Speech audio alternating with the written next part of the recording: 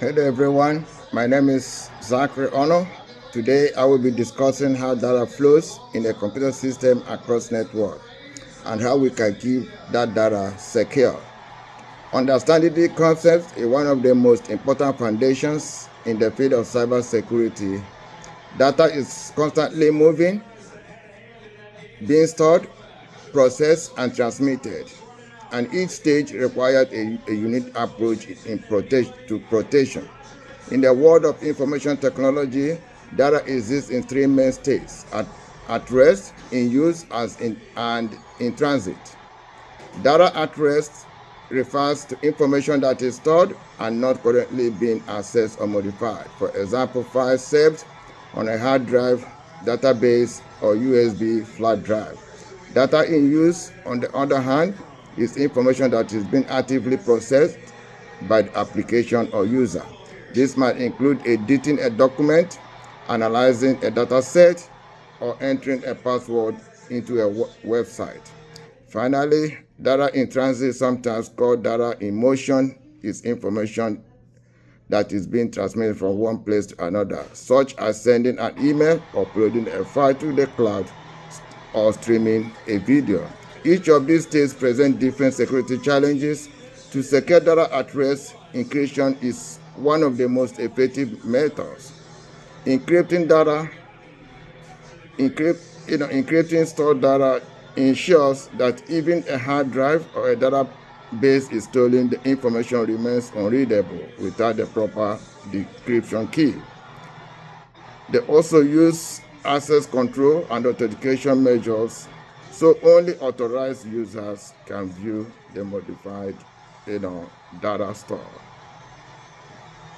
When dealing with data in use, the focus shifts to protecting the system or environment that is actively handling the data. This includes using endpoint protection tools, anti-malware software, and memory safeguards to prevent unauthorized access or tampering while the data is being processed. Implementing these strong authentication practices and the principles of this privilege also help reduce risk in this at this stage. For data in transit, the main concern is interception. And information travel over network, it can be vulnerable to attack like over dropping or man in the middle exploit. To protect data in transit, we use encryption protocols such as TLS, HTTPs, or VPNs to ensure that even if the data is intercepted, it remains unreadable to outsiders. Secure network configuration and monitoring tools also play a key role in maintaining integrity and confidentiality during transmission.